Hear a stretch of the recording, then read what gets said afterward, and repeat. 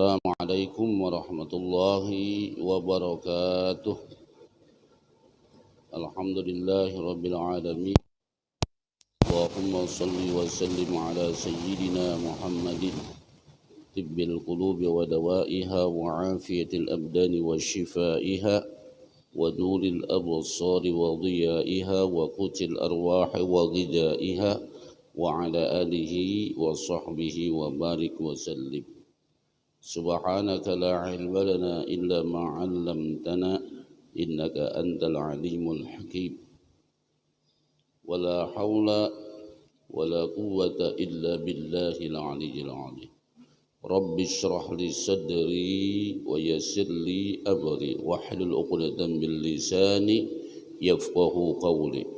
Rabbi zidna ilma warzuqna fahma wa alhiqna bis-salihin amin wa ba'du.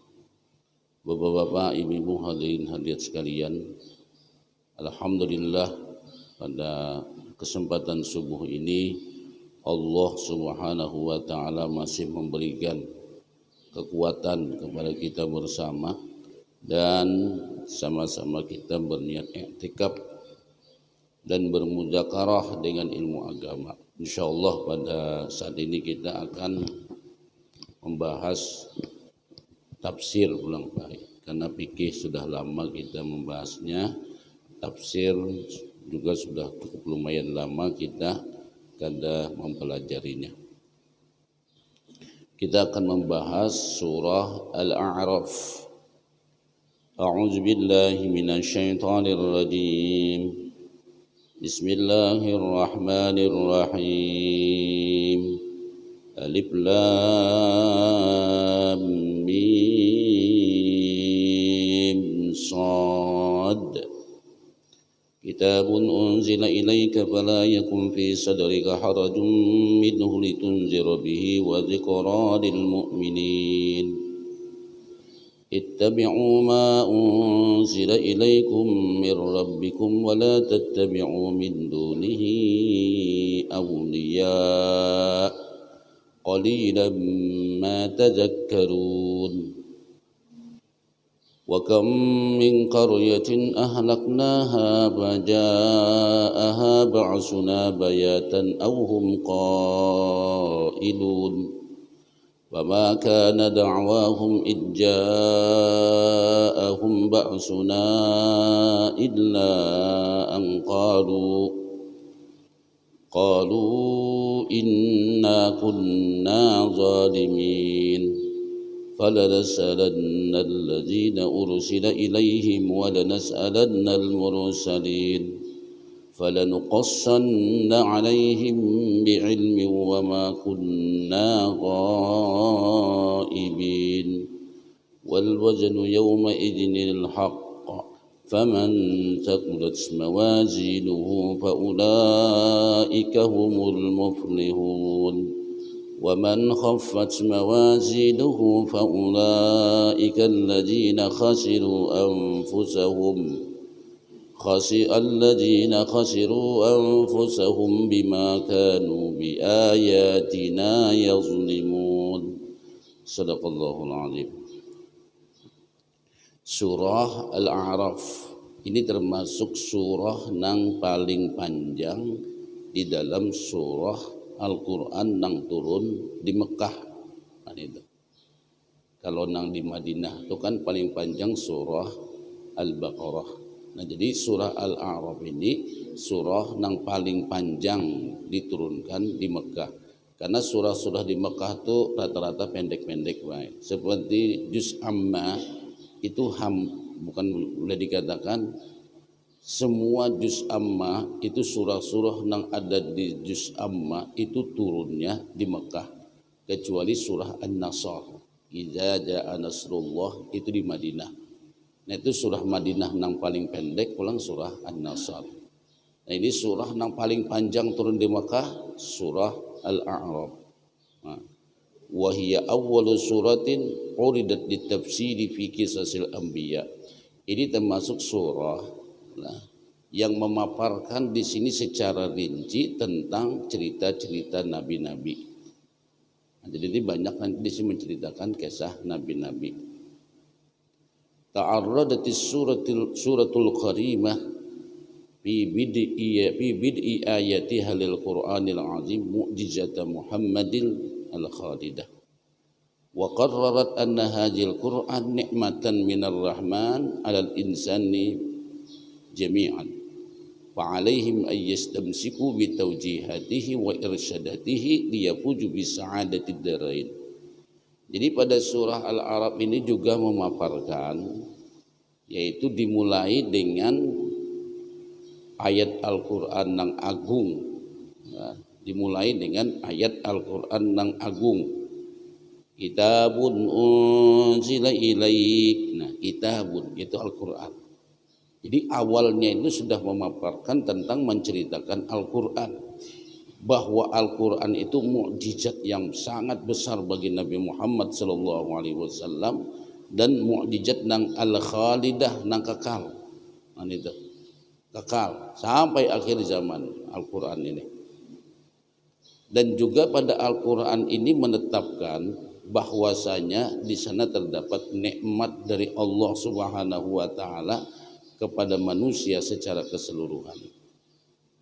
Fa'alaihim ay yastamsiku bi tawjihatihi wa irsyadatihi. Maka hendaklah mereka manusia-manusia itu berpegang kepada arahan-arahan Al-Qur'an dan berpegang kepada petunjuk-petunjuk Al-Qur'an. Liyafuzu, agar mereka berhasil untuk meraih bisa'adatid daraini, yaitu kebahagiaan dua alam atau kebahagiaan dua kampung, yaitu kebahagiaan di dunia dan kebahagiaan di akhirat. Dan juga pada ayat di sini adalah memberikan perhatian manusia tentang nikmat, yaitu nikmat manusia itu sendiri, yang mana kita ini dari asal satu bapak, yaitu Abunal Adam. Wa ila takrimillahi li hadzal naw'il insan, an-naw'ul insan, macam daripada manusia, yang mana sebagai contoh pada Abunal Bashar Adam, bapak kami yaitu manusia Adam itu adalah alladzi amarallahu ta'ala bisujudihi, yang mana Allah memerintahkan untuk sujud kepadanya. Summa hadzarat min kaidis syaitan. Di sini juga mengingatkan tentang tipu daya syaitan, yang mana syaitan ini sebagai adu mutarabbis alladzi qa'ada an tariqin nas liyasudduhum anil huda wa yub'iduhum an khaliqihim. Yang mana syaitan ini adalah berupaya untuk mencegah manusia untuk menuju jalan petunjuk Allah Subhanahu wa taala dan menjauhkan mereka daripada sang penciptanya, yaitu Allah Subhanahu wa taala. Dan ini di surah Al-A'raf ini nanti bercerita tentang itu. Dan juga di surah Al-A'raf ini menceritakan tentang kisah Adam ma'a iblis, menceritakan tentang cerita Nabi Adam dan bersama iblis dan keluarnya Adam daripada surga.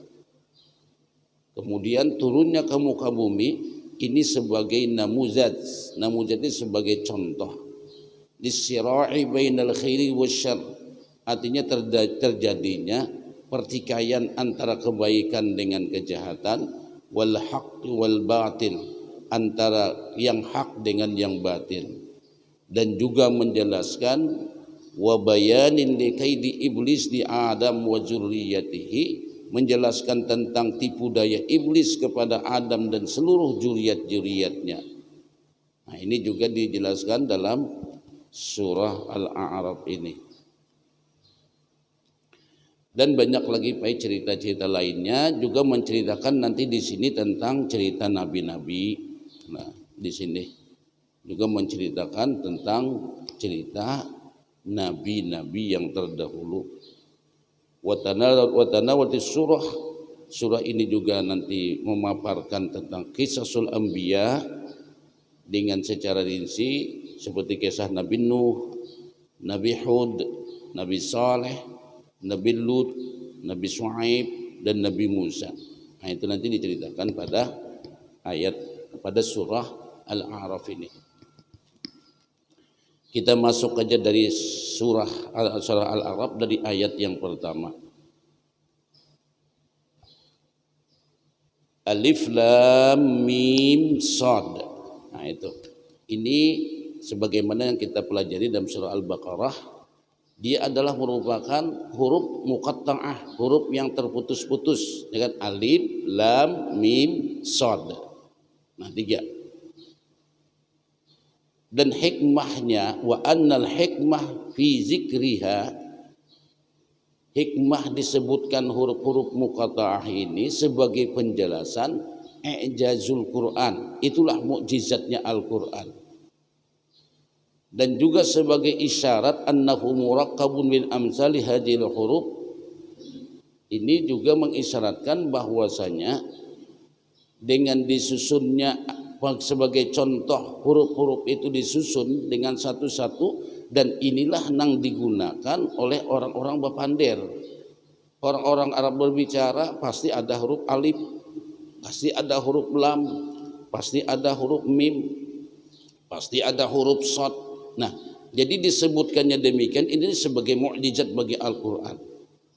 Dan ini juga adalah menyatakan bahwasanya para ahli bahasa dan para ahli orang-orang yang pintar dalam ilmu bahasanya, mau ilmu mantik, balaghah, nahwu, sarafnya, mereka di sini boleh dikatakan bingung, ada apa Allah Subhanahu wa taala menyebut dengan huruf-huruf muqatta'ah ini.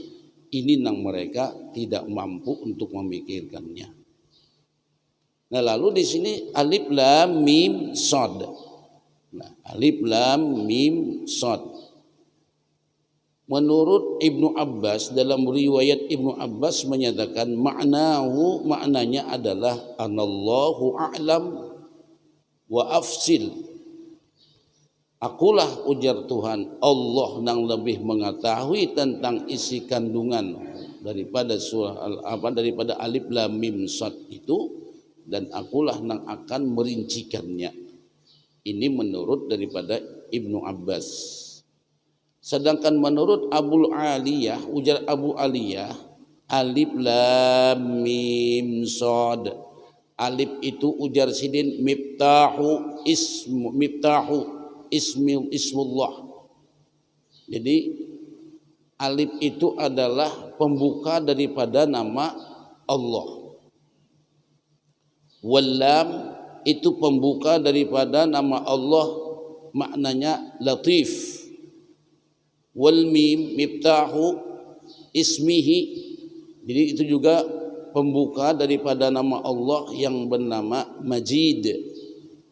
Wasad itu juga pembuka daripada nama Allah, yaitu maknanya Sadiq. Ini menurut Abu Aliyah.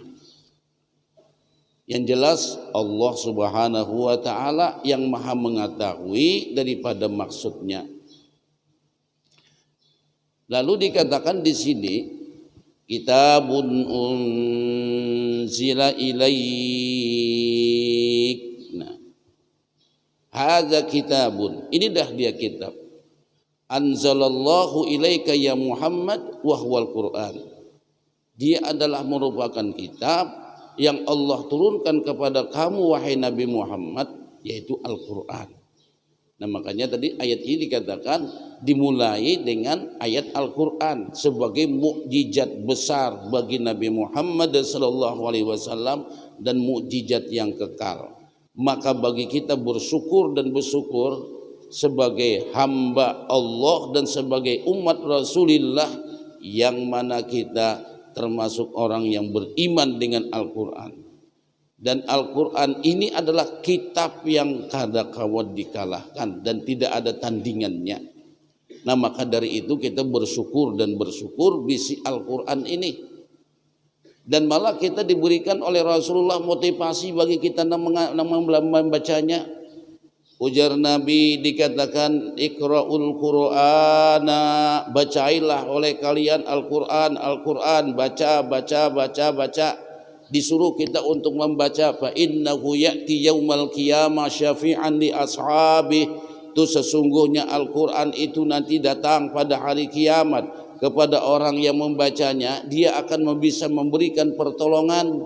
Quran itu akan datang kepada orang yang membacanya, dia akan bisa memberikan syafaat biiznillahi ta'ala.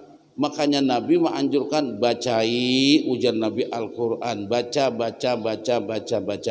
Makanya ayat nang surah nang pertama turun surah Al-Alaq itu pun juga menyuruh membaca Iqra bismi rabbikal ladzi khalaq, disuruh membaca. Artinya kita ini harus membaca. Nah, mudah-mudahan kita ini baik Quran ini selalu terbaca hari-hari. Tidak ada bacaan yang lebih mulia kecuali Al-Quran. Tidak ada bacaan yang lebih hebat kecuali Al-Quran. Sampai dalam sebuah riwayat Nabi juga menyatakan afdalu qiraati ummati Al-Quran.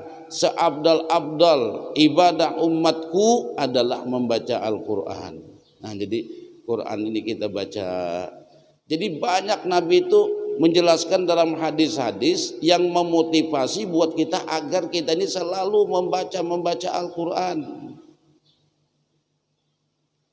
Seperti misalnya hadis Nabi juga menyatakan, ujar Nabi, man qara'a harfan min kitabillahi, siapa yang membaca satu huruf di dalam Al-Quran dibalas dengan satu kebaikan, dan satu kebaikan itu dilipat gandakan menjadi 10. Wala aqulu alif lam mim harfun, aku ujar Nabi kadang menyatakan ketika kalian membaca alif lam mim itu satu huruf, bal alifu harfun wal lamu harfun wal mimu harfun. Alif itu ujar Nabi satu huruf, lam itu satu huruf, mim itu satu huruf. Jadi ketika kita membaca alif lam mim itu kita sudah mendapatkan 30 kebaikan di sisi Allah Subhanahu wa taala. Anak kayak apalagi Nabi memotivasi nih agar kita membaca Al-Quran. Seolah-olah Nabi ini mengingatkan dengan sekian banyak hadis-hadis tentang keutamaan dan kelebihan Al-Quran agar kita itu rajin membaca Al-Quran. Karena mungkin Nabi mengetahui di akhir zaman itu juga Nabi mengisyaratkan Quran itu tinggal tulisannya aja lagi, jar Nabi, nah membacanya kada ada lagi. Mana sabujur Pak ai? Ya di masjid-masjid Quran pada buruk bedabuk kada ada membacanya. Ada juga cuma kada banyak. Lihat pian di masjid. Ulun terus terang aja Pak, ada orang datang ke rumah hendak mengimpakakan Al-Quran 70, ka 70-nya ulun beriakan. Banyak mana Quran bilang kada kalamarian lagi. Orang ka 7 menyumbang Quran aja Pak. 70 memberi, ka 70-nya ulun beriakan ke langgar lain. Dia ulun kada kemuatan. Nah ada aja kada kebacaan. Jadi orang ketuka 7 hanya memberi Al-Quran aja. Bacai Al-Quran. Kita ini ketinggalan sudah membaca Al-Quran. Di mana-mana ketinggalan. Ya mungkin Nabi itu sampai memberikan motivasi. Itu bacai ujar Al-Quran Nabi Al-Quran. Sampai dalam hadis qudsi pun Nabi menyatakan. Dalam hadis qudsi itu adalah firman Allah, ucapan Allah. Cuma bahasanya sudah diubah redaksinya ke bahasa hadis Nabi. Jadi ujar Allah Ta'ala dalam hadis qudsi, qala Allah Ta'ala, Allah menyatakan kala fadlu kalamillahi ala sairil kalam khafadlil khalq khafadlillahi ala khalqih au kama qala. Jadi ujar Allah Ta'ala dalam hadis qudsi, Nabi menyatakan, Allah menyatakan, hadis Nabi menyatakan kelebihan dan keutamaan kalam Allah dengan kalam-kalam nang lainnya, atau jakanya ibadat itu kelebihan kitab Allah dengan kitab-kitab nang lainnya seperti kelebihan Allah terhadap makhluknya karena kawannya melawan baik. Jadi kita disuruh bacai Al-Quran.